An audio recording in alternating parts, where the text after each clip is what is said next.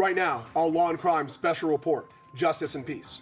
Another heartbreaking turn in the Elijah McClain case.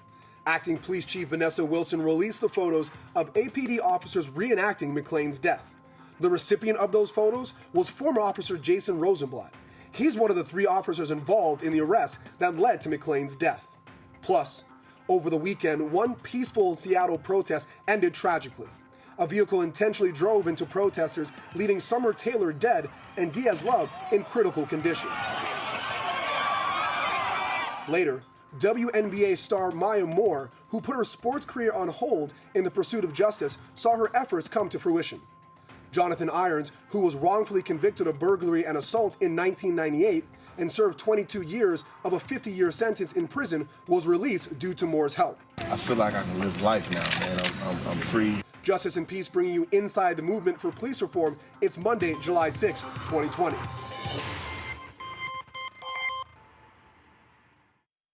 Good afternoon. I'm your host, Brian Buckmire, here at Justice and Peace. Let's begin with the story of the APD officers posing, and I use posing very gently because it really is mocking the death of Elijah McClain. Now, the acting chief did release those photographs late on Friday afternoon before the long weekend, and so we were able to see what this whole conversation is about. Let's begin with that presser. It's reprehensible, and that's why they no longer work here. I would like to give you some information about those officers. Kyle Dietrich, which is depicted in the photo. He has been on the Aurora Police Department for 3 years, since 2016. Jaron Jones, depicted in the photo, he has been on 3 years, also 2016, and he is the one that resigned. Erica Marrero, depicted in the photo, has been employed for 2 years and was hired in 2018. The last officer that I fired received this photo and replied with an inappropriate comment of "ha ha." There is absolutely nothing funny about this. That officer is Jason Rosenblatt. He has been on for 3 years. He is not being involved in this because of him being in the incident of the photo. He's being fired for his lack and utter inability to do the right thing here. And to say ha-ha when he was engaged in the incident with Elijah McClain is absolutely unacceptable. Just to give a little context, those officers that were depicted in the photographs, 3 of them were fired and 1 resigned. Now, that photo seemed to have been transmitted internally, probably through a private message, from what we understand, to Officer Rosenblatt. That is the officer who was involved in the arrest and detaining of Elijah McClain that led to his death. Now, when that text message was given and received by Officer Blatt, his response was, ha ha. I think it shows a level of callousness that we want to really focus on and talk about here on Justice and Peace and how it might fit into a larger concept of police reform. Now, I'm joined with Austin Dove. He is one of the co-founders of Protesters Defense Alliance, as well as Joseph Richardson, civil rights attorney. Gentlemen, thank you for joining us. Joseph, I want to start off with you. I know that this is, let's say, just a photo, and I'm using air quotes, but what do you see this photo is connected to in maybe the larger conversation when we're talking about not just Elijah McClain, but also use of force by officers? You know, it's amazing. I equate a couple of things that are happening together. There's the death of this young black man, McClain, Mr. McClain, who was not a threat to anyone. And then there's also some folks laughing about it and wanting to actually preserve the moment in pictures. So it's one thing to think something that you shouldn't think, or to have a private comment or whatever else, but you take a picture and make it public. So you have every expectation, first of all, that there's no moral culpability, even if there's no legal culpability, and then that nothing's going to happen to me. So I can smile about this. This is fine for me to smile about. So basically, and apparently the police union is upset because apparently they didn't have enough time to prepare for the interview or whatever else. And from that, I read no time to tilt the balance, to be prepared for softball pitches or whatever else. So we've got what's legally wrong, and we also have what's morally wrong. And so even as the police department fired these gentlemen and one of them resigned, that's fine. That's necessary for sure. And there's moral wrong there. And that should have happened.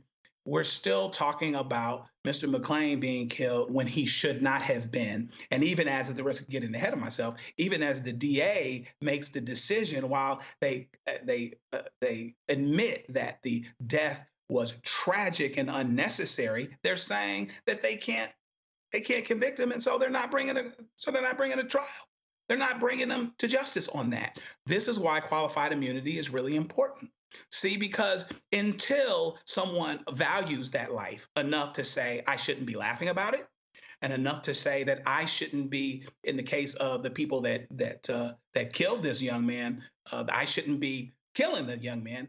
If I can be prosecuted, or if I can be civilly made responsible, then maybe that keeps me from doing the wrong thing, even if it's not in my heart to do the right thing. So we still have the larger issues that we have to deal with, and in terms of being able to move forward. This is another situation where justice isn't going to be done. There's no qualified immunity. There's no civil liability. There's no criminal liability in this case as well. And we're kind of right back where we were. Yeah. And it for me, Austin, I want you to jump in on this one quickly. For me, it is hard to tell what's in a person's heart, both as just everyday people, but also lawyers. And when we're looking at issues of malice or mens rea, it's difficult, especially when it comes to like hate crimes and you're bringing other issues of that nature. But this photo, Austin, this photo for me and how they react to it is a window into the heart that tells me you are lacking in some form of morality, and I do not think that we need you in a badge. What are some of your thoughts on that, Austin? Well, it speaks to the police culture that's out there right now. What we see now today across the country, and that's what brought out so much rage and so much attention to these issues, is police officers engaging and acting in this very brazen and unapologetic way. It speaks to the culture. It speaks to an objectionable event, no matter how you slice it. And to your earlier point, or your earlier question about how do you get into someone's mind? Well, you get into someone's mind by looking at their objective behaviors. Here you have police officers under no pressure, under no duress, who decide to go out, probably on city or police department time, and pose near this statue and make a mockery or make a gesture that is completely inappropriate. It basically says they're thumbing their nose at the system. They assume that there's going to be impunity for what they've done because they know there's not big consequence.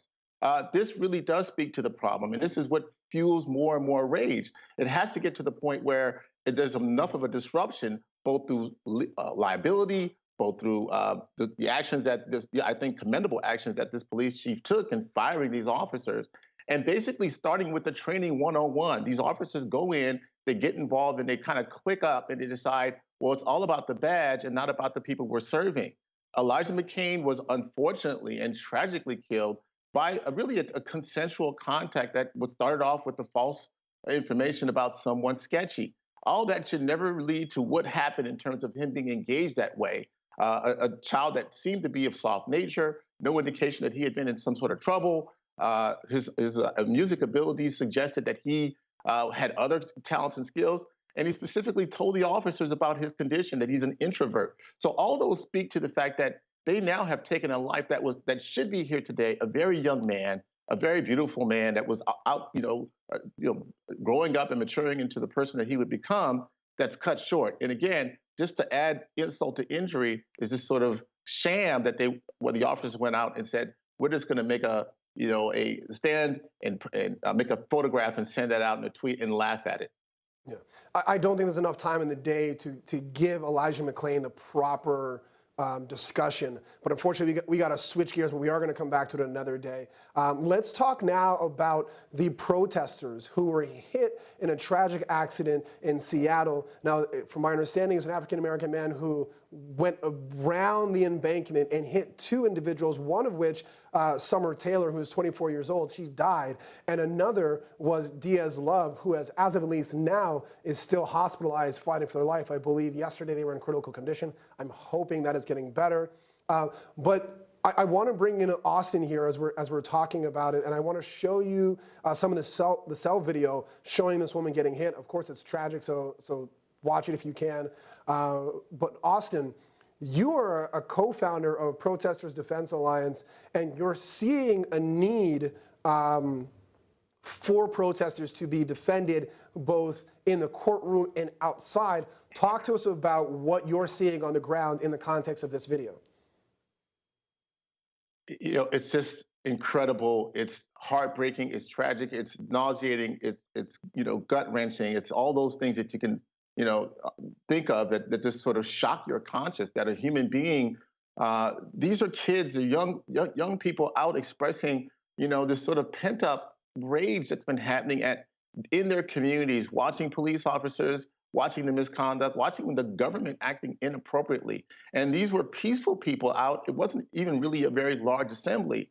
And that a civilian would take such outrage and have such umbrage or be offended by the individuals and what they were doing speaks to me of sort of what's been a divisive kind of part of this conversation that we can probably have to delve into at another time. But it does say that there are some people that look at a protester lawfully out there, expressing their opinions in the proper way that the Constitution and that the American fabric calls for. It calls for us to speak out about things that we find to be offensive, things that we find to be illegal, things that we find to be marginalizing people. And so that to see this happen this way, and the chilling effect that it might have on protesters and the fear that it puts out there really speaks to, the importance of change coming, where we see that these lives are being sacrificed, these kids are really dying, and we need to understand that they're dying for a cause that they believe in. That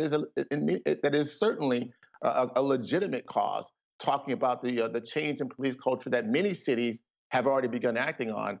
To me, it speaks to, I would look at these folks as martyrs, essentially, but not let their lives be in vain, where substantive change needs to be coming from their acts. Yeah, we're going to continue with more on this topic and others here at Justice and Peace after the break.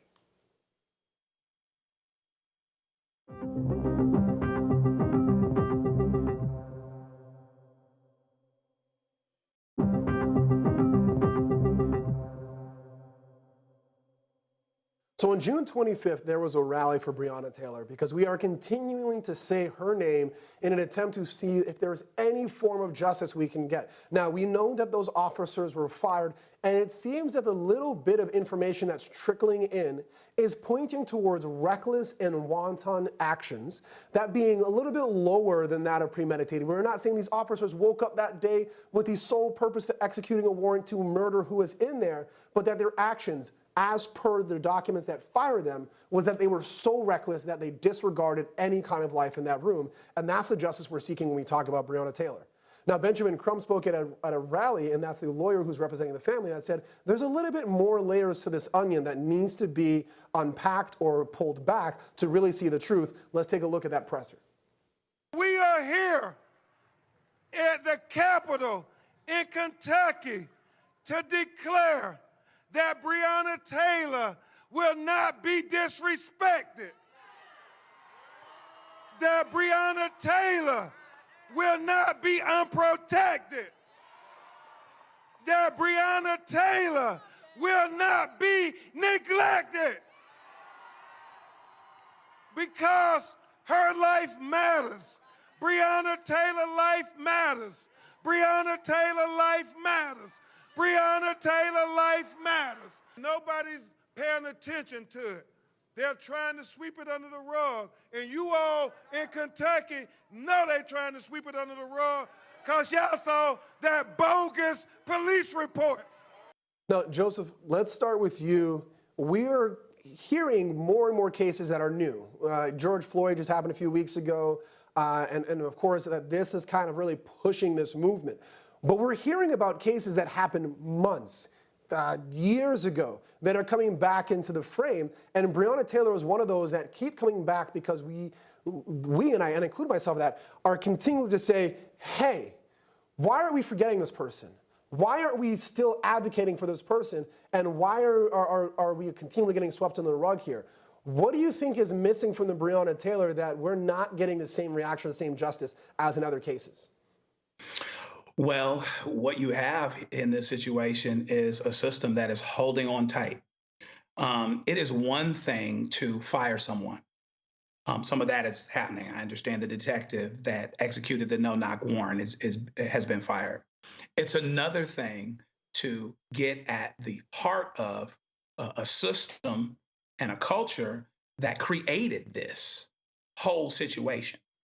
Because to do that, you have to acknowledge that the entire system has been done wrongly, has the wrong goals, which is conviction and not necessarily justice. You actually have to, as my mom used to say, sometimes you have to do your first works over. They don't want to admit that. So, Brother Crump his team has added some allegations to the civil lawsuit related to this possibly being connected to gentrification. And there's a question as to, whether or not there's this underlying motivation that may have had them doing this no-knock warrant because this person that was supposedly connected to Breonna Taylor apparently was having suspicious packages go to her place. Well, that didn't bear out because, among other things, when they asked the postmaster, they should have asked in January about whether or not those suspicious packages were going there. They said no. And so a few months later, they asked someone else. But meanwhile, ultimately, what they did was wrong because the person that they were supposedly looking for was already arrested. There was no packages going to her place. And they decided that this was, and it looks like, means to an end. So firing somebody is one thing. Getting rid of somebody is one thing when you're caught red-handed. Admittedly, you're being caught red-handed. It's another thing to say that we got it wrong in the first place and we have to completely start over and do what we're supposed to do in the first place. In other words, make justice the end and not conviction. So a lot of that is going to be brought out in this civil trial, whether or not there's a criminal trial at all. And so that's the route they have to go. That's what it is that they need to do. And we don't have any reason. Of course, he has a certain standard of proof he would have to meet, Brother Crump would. But we don't have any reason to discount it right now because fundamentally, all he's saying is the police didn't tell the truth. And that's true in George Floyd. That's true in Breonna Taylor. That's true in Ahmaud Arbery. And so therefore, now here we go. We're going down the road again with a system that's trying to hold on tight for dear life. But the problem is everybody's watching. Yeah, exactly. Everyone's watching. Now let's switch gears just a little to talk about a free man walking out after 22 years of wrongfully being convicted. I'm talking about Jonathan Irons. Jonathan Irons, through the support of Maya Moore, a WNBA superstar as well as two-time Olympic champion, stepped away from her career, stepped away from her passion, stepped away from her life in part to try to help this man who was wrongfully convicted. Let's see those steps as he walked towards freedom. I feel like I can live life now, man. I'm free. I'm blessed. I just want to live a life worthy. Live my life worthy of God's help and influence and just provision in my life, and He made this possible. I thank everybody that supported me, Myra and her family, and just to be home, to have someone to be home. I'm so grateful. I hope y'all got this here for the guys in the prison made this for me. It says hope. Because they need that. That the things that they're doing here in the prison, they're trying to do positive changes and trying to help people. All my friends back there that I left behind me, I feel like they got locked up. But I love them, and I'm not going to forget them, and I'm going to help the ones that I can. All right, so Austin, in our final moments before we end off the show, we go to Bob Bianchi for keeping the peace. I love these stories of someone being wrongfully convicted, and being able to find freedom. But I always feel like I'm that person at the party that no one wants to invite because I'm thinking to myself, how did we get here? How did we get to a point where a person was convicted on such crummy evidence, where a fingerprint wasn't given to the defense attorney that would have corroborated that it would have been a different person? He was convicted at the age of 18 and served 22 years. And now we need a WNBA superstar to take note, to bring light to justice, for people to recognize that something is broken, and someone spent almost my entire lifetime in jail based on the testimony of an officer that was too sick to show up to court, but the court system still went forward when there was no corroborating information. And I'm thinking, yeah, it's great, he's free, but how did we let all of this happen before we got here? And maybe I gotta stop going up to the wrongful conviction parties, because I'm always irritated when I hear that, Austin. Well, I mean, and the fact is there are many, many Jonathan Irons out there right now, locked up in prison on thin evidence because of the makeup of the jury pools is very much dictated by the community that surrounds it. And very often when we see huge disparities between the individuals who very often are Black people, Mexican people, brown people brought into trial, facing a jury that does not look like their peer group at all, that doesn't have the degree of skepticism that is appropriately embedded into the jury instructions. This is a case that was on thin evidence. An IO, investigating officer, lost his notes. There were discrepancies about the identification. There was a question about the distance and could it be traveled. Fundamental questions about his original guilt. And you're absolutely correct. Why would it take a WNBA star or any other person of high status to shine a light on this for him to get a reversal? It should have been done inherently. Even into our earlier discussion, a prosecutor might have looked at that later on and just said, look, we have a review process now. There are people in there who have legitimate claims. It should not have to go all the way through a lengthy court process and a roll of the dice, which is what it comes down to be a 1 in whatever 1,000 or so that actually gets relief. These are cases like this that are on ID evidence, that are without corroboration, where we have officers who are later found to be engaged in malfeasance.